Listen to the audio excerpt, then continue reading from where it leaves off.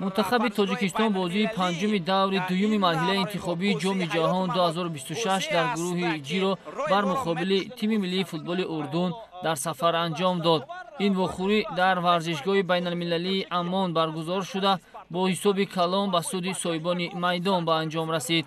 یادآور می‌شویم که تیم ملی فوتبال اردن فینالیست جام آسیا محسوب یافته یکی از دسته‌های قوی در قاره آسیا به حساب می‌رود و با وجود آن منتخب تاجیکستان در دقیقه‌های اول میدانداری بسیار هم فعال بودند و قسمت اول واخوری پورا با برتری کامل ملی پوشان کشور ما به انجام رسید و خصوص در دقیقه 20 میدانداری فوتبالبازان تاجیک می‌توانستند توپ را وارد توری دروازه رقیبان بسازند. لحظه تکرار رو متوجه میشویم. اینجا سر اول اشتباهی دروازه‌بان دسته اردن یزید عبداللیلا با میان آمد. او شاید خطا کرد در این فرصت ولی بازیگران ما از این خطای دروازه‌بان خوب استفاده بردن نتوانید. اما پرویز جان عمربایوف ضربه آخرین را درست اجرا کرده نتوانست. در دقیقه 26 میدانداری صاحبان میدان نیز امکان خوبی گلزنی را به میان گذاشتند اما محافظتگر منتخب تاجیکستان نگذاشت که توپ وارد توری دروازه بشود و همین گونه حساب به تغییر باقی ماند. در دقیقه 29 رقابت حمله‌گر مرکزی تیم ملی تاجیکستان رستم سویروف حالت 100% گلزنی را اجرا کرده نتوانست.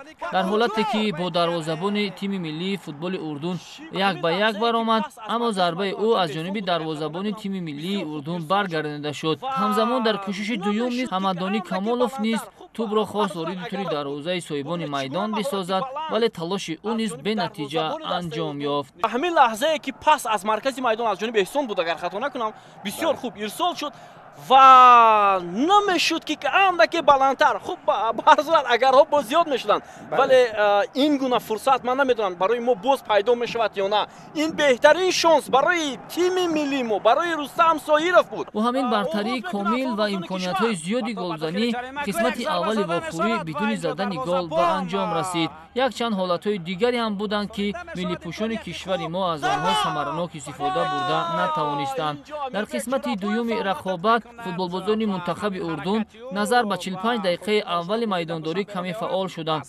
در این حالت شیروانی محمدشایف نیز میتوانست توپ را وارد توری دروازه رقیبان بسازد اما ضربه او نیز خطا بود. دوبار و بیا توجه میکنیم به همین فرصت شیروانی محمدشایف بهترین امکانیت برای نیم محافظتگری ما.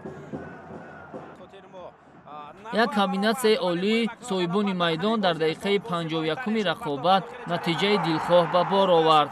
محافظتگران کشور ما علی آلوان را در مرکز جریمه‌گاه تنها گذاشتند و او از پرتافت همدسته‌اش استفاده کرد و توپ را وارد توری دروازه رستم یتیموف ساخت. باید بگوییم که دروازه‌بان تیم ملی کشور ما یک چند حالت‌های خطرناک را برطرف کرد. در دقیقه 68 رقابت یزن النعمت از هیئت دسته منتخب اردن مراتبه دوم تب مخلصان تاجیک را خیره کرد. اشتباه فوتبالبازان کناری تیم ملی کشور ما باعث شد تا مراتبه دوم تو وارد توری دروازه رستم یتیموف بگردد. همین گونه در دقیقه 69 رقابت حساب 2-0 به سود صاحبان میدان شد.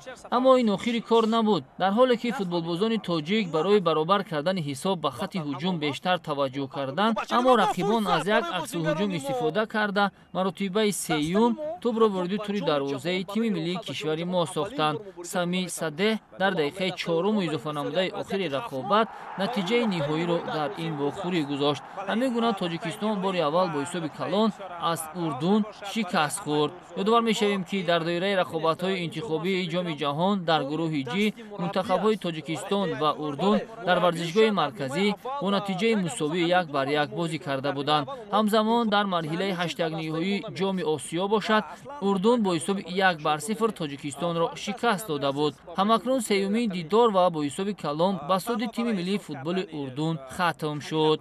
پس از این ناکامی منتخب تاجیکستان شانسی برآمدن به مرحله سوم انتخابی جام جهان 2026 را از دست داد و همکنون آمادگی میگیرد برای اشتراک در مرحله انتخابی جام آسیا. یادآور میشویم که فدراسیون فوتبال تاجیکستان به خاطر دستگیری تیم ملی کشور نزدیک 200 مخلص را از تاجیکستان و مکان برگزاری مسابقه توسط тавассути хатсайри чартери ба макони баргузории бозӣ сафарбар гардонида буд, аммо ин ҳам барои шогирдони Шекиладзе кӯмак карда натавонист.